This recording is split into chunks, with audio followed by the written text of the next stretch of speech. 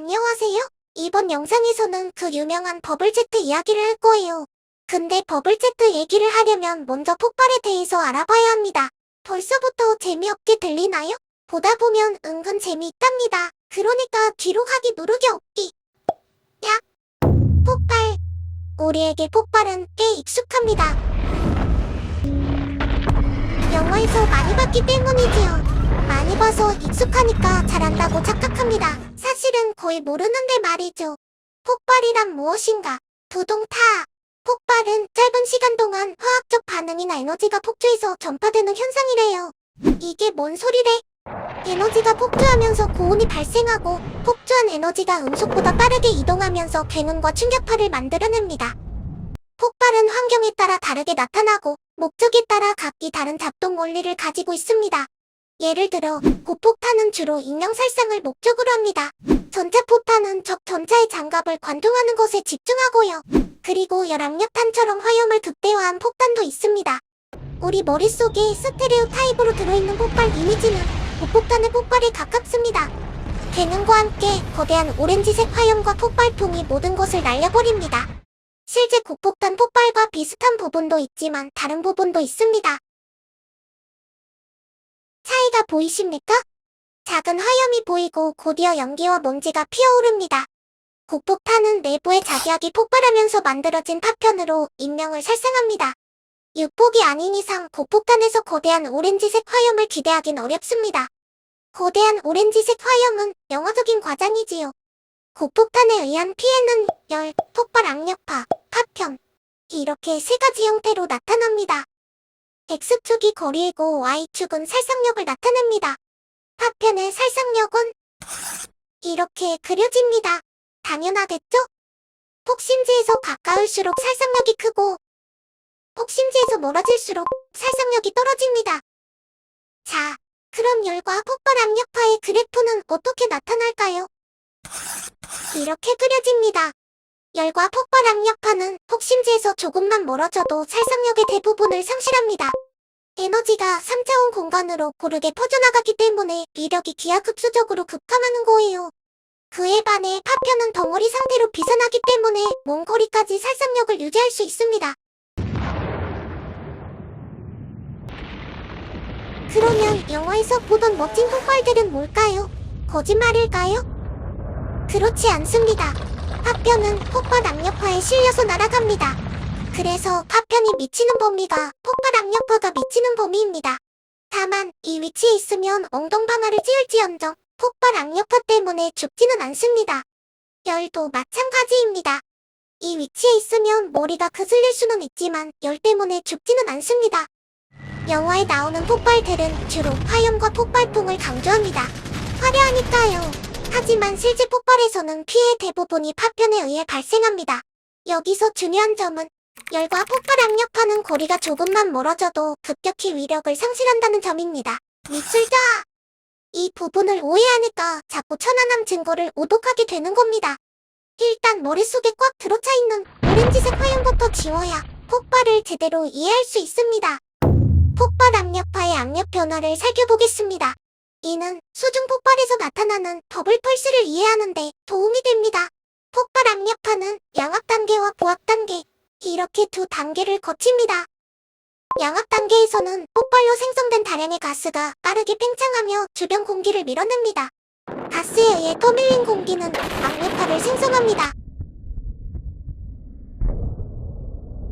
중심부의 공기 압력이 대기압보다 낮아지면 부압 단계로 접어듭니다.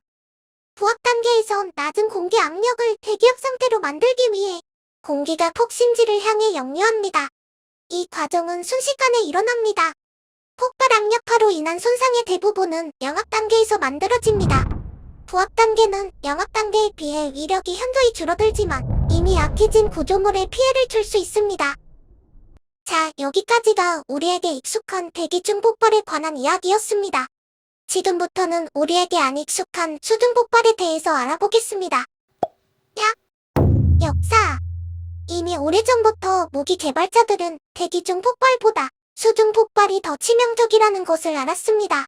심지어 목표에 접촉해서 폭발하는 것보다 선저에서 거리를 유지한 채 폭발하며 더 큰 피해를 줄 수 있다는 것까지 알고 있었습니다. 1805년 미국의 공학자 로버트 폴터는 선저에서 일으킨 폭발로 범선을 두 동강 내는 실험에 성공합니다. 버블제트를 이용한 파괴였습니다. 무려 1805년에 말이죠. 그래서 북한이 버블제트 어뢰 같은 최첨단 무기를 가졌을 리가 없다. 나는 이상한 소리는 하면 안 되는 거예요. 어디가 최첨단이죠? 1805년인데. 하지만 풀턴의 이런 성과는 이어지지 못했습니다. 풀턴의 연구는 영국의 지원을 받고 있었는데 넬슨이 트라팔가르 해전에서 대승하는 바람에 영국이 연구를 계속 지원할 이유가 사라졌거든요. 버블제트. 수중에서 폭발이 일어나면 온도 충격파가 발생하고 동시에 고압의 작은 가스 버블이 만들어집니다. 그리고 버블이 팽창합니다. 이때 배가 들어올려지면서 함체가 휩니다. 버블이 수축하면 들어올려졌던 함체가 주저앉으면서 함체 균열이 생깁니다. 그리고 버블의 최적이 최소가 될 때마다 압력파가 만들어집니다. 버블은 부력에 의해 수직 상승하면서 이런 팽창과 수축을 1에서 3회 반복합니다. 그에 맞추어 배도 들어올려졌다 주저앉았다를 반복하고요. 이를 버블 펄스라고 합니다. 그리고 가스 버블이 수면과 가까워지면 밀도가 낮은 대기 쪽, 그러니까 수면 쪽으로 압력이 빠져나가면서 몰기동을 만듭니다. 이게 버블 제트입니다. 이미 언론에서 많이 소개된 내용입니다. 영화적 폭발에 익숙한 눈으로 보면 이런 일련의 과정이 수상하게 보일 수도 있습니다. 어째서 수중 폭발은 대기 중 폭발과 다른 걸까요? 그건 매질의 성질, 그러니까 물과 공기의 성질이 다르기 때문입니다. 앞서 알아본 고폭탄의 폭발에 견주어서 설명해 보겠습니다. 고폭탄은 작약이 폭발하면서 만들어진 파편으로 대상을 공격합니다. 하지만 물속에선 파편을 이용한 공격이 거의 불가능합니다. 혹시 이런 영상 보셨나요? 공기 중에서는 수천 미터를 날아가는 총알이 물속에서는 고작 2m, 달해야 2.5m가 한계입니다. 물의 밀도 때문입니다. 물이 가지고 있는 항력이 총알이 나아가는 것을 방해하는 거예요. 바닷물의 경우 밀도가 공기보다 무려 800배나 높습니다. 그래서 수중에서 파편으로 공격하는 건 사실상 무의미합니다. 대신 수중에선 충격파를 이용한 공격이 효과적입니다. 어뢰가 폭발하면 1차 충격파가 발생합니다. 이건 고폭탄도 마찬가지입니다. 하지만 수중 폭발에서 만들어진 충격파는 대기 중 충격파와 차원이 다릅니다. 섭씨 20도 대기에서 소리의 이동 속도는 초속 343m입니다. 그리고 물속에서는 초속 1480m입니다. 무려 4배 차이입니다. 같은 폭약을 쓰더라도 물속이 훨씬 화끈하게 폭발 에너지를 전달할 수 있다는 뜻입니다. 이 충격파가 가장 먼저 함체를 타격합니다. 대기 중에서 폭발가스는 확산되면서 에너지를 잃어버립니다. 하지만 수중 폭발로 생성된 가스와 에너지는 흩어지지 못하고 주변의 물에 갇혀 버블이 됩니다. 버블은 정수압과 균형을 이룰 때까지 팽창합니다. 버블이 팽창하면서 내부 압력이 떨어지면 이번엔 주변 수압에 의해 버블이 수축합니다. 그리고 버블의 최적이 최소가 될 때마다 압력파가 방사되는데 이를 2차 구상파라고 부릅니다. 2차 구상파는 1차 충격파에 비하면 위력이 현저히 떨어집니다. 이 과정은 앞서 보았던 폭발 압력파의 압력 변화와 상당히 비슷합니다. 차이가 있다면 대기 중 폭발은 양압 단계와 부압 단계를 거치면서 에너지가 흩어지지만 수중 폭발은 에너지가 버블에 갇히는 바람에 폭발이 계속 지속된다는 점입니다. 버블은 부력과 외부 압력의 영향으로 수축과 팽창을 반복하며 펄스를 만들어냅니다.